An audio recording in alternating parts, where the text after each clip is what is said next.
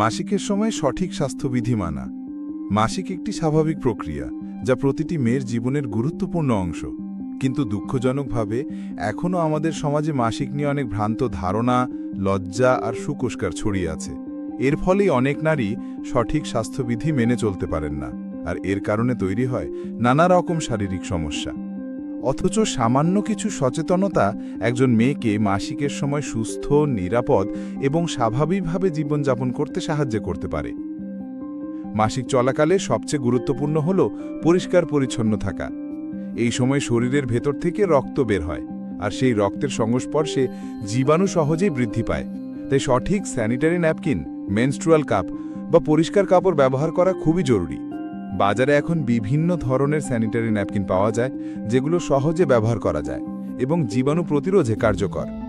যারা কাপড় ব্যবহার করেন তাদের অবশ্যই খেয়াল রাখতে হবে কাপড় যেন পরিষ্কার থাকে, ভালোভাবে ধোয়া হয় এবং রোদে শুকানো হয়। ভেজা বা আধা শুকনো কাপড় ব্যবহার করলে সংক্রমণ হওয়ার ঝুঁকি বেড়ে যায়। ন্যাপকিন বা কাপ যেটাই ব্যবহার করা হোক না কেন, তা নিয়মিত পরিবর্তন করা অত্যন্ত জরুরি। অনেকে দীর্ঘ সময় এক ন্যাপকিন ব্যবহার করেন, যা মারাত্মক ক্ষতির কারণ হতে পারে। এতে ব্যাকটেরিয়ার সংক্রমণ থেকে শুরু করে ত্বকে চুলকানি, এমনকি গুরুতর রোগও হতে পারে। সাধারণ নিয়ম হল প্রতি 4 থেকে 6 ঘন্টা পর ন্যাপকিন পরিবর্তন করা, আর যদি রক্তপাত বেশি হয় তবে আরও ঘন ঘন পরিবর্তন করা প্রয়োজন। মাসিকের সময় গোপনাঙ্গ পরিষ্কার রাখা বিশেষভাবে দরকার। তবে এখানে সাবধানতার বিষয় হল, অনেকেই এই সময় নানা রকম সাবান বা কেমিক্যালযুক্ত ওয়াশ ব্যবহার করেন, যা উল্টো ক্ষতি করতে পারে। যোনির ভেতরের অংশ খুবই সংবেদনশীল এবং এর নিজস্ব প্রতিরক্ষা ব্যবস্থা আছে, তাই বাইরের অংশ পরিষ্কার পানিতে ধুয়ে নেওয়াই যথেষ্ট। খুব প্রয়োজনে মাইল্ড কেমিক্যাল মুক্ত ওয়াশ ব্যবহার করা যেতে পারে।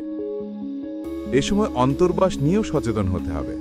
পরিষ্কার সুতি কাপড়ের অন্তর্বাস ব্যবহার করা সবচেয়ে ভালো। সুতি কাপড় ঘাম শোষণ করে, বাতাস চলাচল করতে দেয় এবং জীবাণুর ঝুঁকি কমায়।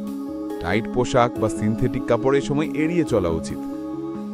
মাসিক চলাকালে শরীর অনেক সময় দুর্বল হয়ে পড়ে, তাই সঠিক খাবার খাওয়াও স্বাস্থ্যবিধির অংশ।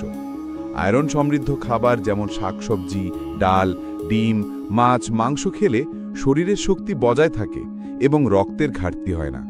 প্রচুর পানি পান করা উচিত, কারণ এই সময় শরীরে পানি শূন্যতা দেখা দিতে পারে। অনেকে এই সময় অতিরিক্ত চা কফি খেয়ে থাকেন, কিন্তু এগুলো শরীরকে পানি শূন্য করে, তাই সীমিত রাখা ভালো। মাসিকের সময় বিশ্রামও সমানভাবে জরুরি। অনেকেই ব্যথা, ক্র্যাম্প বা অস্বস্তি অনুভব করেন। গরম পানির ব্যাগ পেটে বা কোমরে দিলে ব্যথা অনেকটা কমে যায়। পাশাপাশি হালকা ব্যায়াম যেমন হাঁটাহাঁটি বা শ্বাস প্রশ্বাসের ব্যায়ামও আরাম দিতে পারে। তবে অতিরিক্ত শারীরিক পরিশ্রমের সময় এড়িয়ে চলাই ভালো।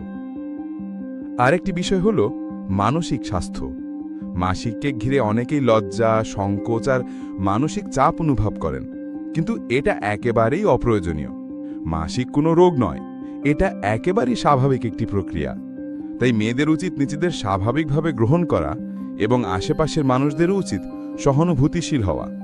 পরিবারের ছেড়ে সদস্যদেরও এই বিষয়ে সচেতন হতে হবে, যাতে নারীরা কোনো সংকোচ ছাড়া মাসিকের সময় নিজের যত্ন নিতে পারেন।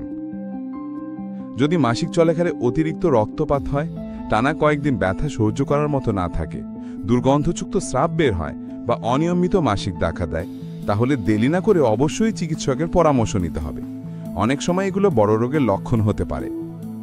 সবশেষে বলা যায়, মাসিকের সময় সঠিক স্বাস্থ্যবিধি মানা মানে শুধু মাসিকের দিনটা আরামদায়ক করে তোলাই নয়, বরং দীর্ঘমেয়াদী একজন নারীর প্রজনন স্বাস্থ্য রক্ষা করা। পরিষ্কার পরিচ্ছন্নতা, সঠিক খাবার, পর্যাপ্ত বিশ্রাম আর মানসিক স্বস্তি সব মিলিয়ে মাসিকের দিনগুলো জীবনের স্বাভাবিক অংশ হয়ে উঠতে পারে। কুসংস্কার নয় বা লজ্জা নয়, প্রয়োজন সচেতনতা আর নিজের যত্ন নেবার অভ্যেস।